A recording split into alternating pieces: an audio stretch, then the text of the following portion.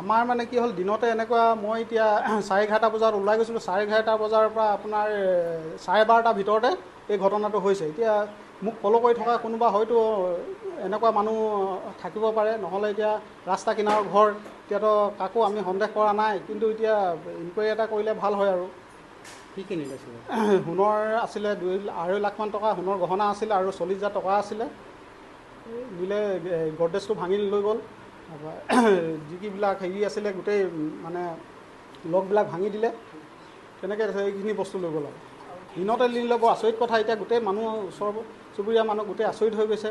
আমি নিজেও মানে এতিয়া এনেকুৱা হৈ গৈছোঁ, আমি ক'বই পৰা নাই এতিয়া কেনেকৈ ধৰণে এইটো কোনো এতিয়া দেখা নাই বস্তুটো যে কি হ'ব এতিয়া ধৰিব পৰা নাই।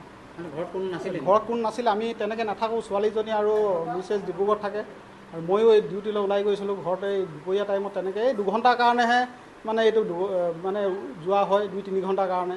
সেইটো সময়তে এনেকুৱা ঘটনা সন্দেহ কৰা হৈছে নেকি? সন্দেহটো এতিয়ালৈকে তেনেকৈ কৰা নাই। এতিয়া ক'ব নোৱাৰি নহয় এতিয়া কোন, আজিকালি মানুহকতো বিশ্বাস কৰিব নোৱাৰি। কেনেকৈ মানে চোৰ লকটো খুলি দিলে, গ্ৰিলৰ যিটো লক আছিলে, তলা আছিলে, সেইটো তলাটো মৰিয়াই ভাঙি দিলে।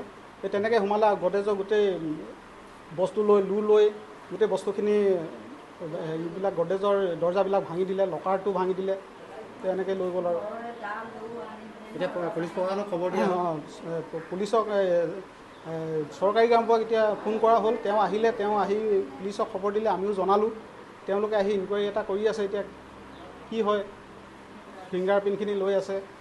তলা ভাঙি দিন দুপৰতে চোৰে তলা ভাঙি গোটেইখিনি সম্পূৰ্ণ বস্তুখিনি সোণৰ বস্তুখিনি লৈ গ'ল। আৰু টকা পইচা কিমান আমি পাছতে অনুমান কৰিছোঁ প্ৰায় 4 লাখমান টকাৰ সম্পত্তি ইয়াৰ পৰা গুচি গৈছে। এই সম্পত্তিটো এতিয়া আহিবলৈ কেনেকৈ কি কয়, আমাৰ পুলিচ প্ৰশাসনেও ঘোঁৰামাৰা আৰু লাহোৱাল থানাৰ অ'চিয়ে লাগি আছে ওতঃপ্ৰোতভাৱে জড়িত। আমি সন্দেহ কৰিছোঁ, ওচৰৰ মানুহ পানী নিবলৈ আহে 2জনমান আগৰ পৰা, কিন্তু সেই দুজনে হয় বুলি আমি সন্দেহ কৰিছোঁ। এতিয়া পুলিচ প্ৰশাসনে আৰু ছাৰহঁতে কি কয় সেইটোলৈ আমি আগবাঢ়ি বাট চাই আছোঁ। দিনৰ ভাগতে চুৰ হৈছে, গতিকে তেওঁলোকক বাট চাই আছোঁ এইখিনি যেন সোনকালে সমাধান কৰে। এইটো আমি 11:30, 12টা, 12:30 ভিতৰতে, 1টাৰ ভিতৰতে আমি গৈ গোটেইখিনি আহিছোঁ। এতিয়া পুলিচ প্ৰশাসনে যদি আৰু তেওঁলোকক আমি জানি বা এনেকুৱা তেওঁলোকে লাগি আছে, লাগি থকাৰ পিছত যদি হয় আৰু এইখিনি আৰু হেৰি হ'ব আৰু তদন্ত কৰি আছে তেওঁলোকে। এই তদন্তত যদি ওলায় তেতিয়াহ'লে নিশ্চয় মানে আমি উপকৃত হ'ম আৰু থানা অ'চিকো আমি ধন্যবাদ জনাম।